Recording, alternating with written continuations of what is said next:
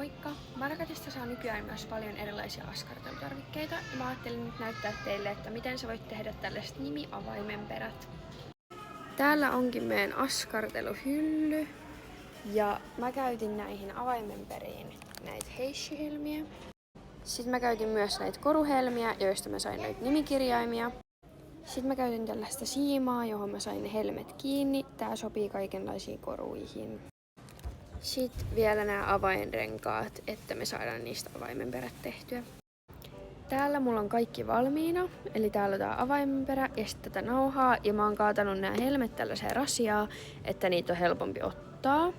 Sitten mulla on käytössä myös tällaisia neuloja, mikä on tässä. Ja sen avulla on tosi helppo ottaa näitä helmiä ja tiputtaa ne tohon naruun.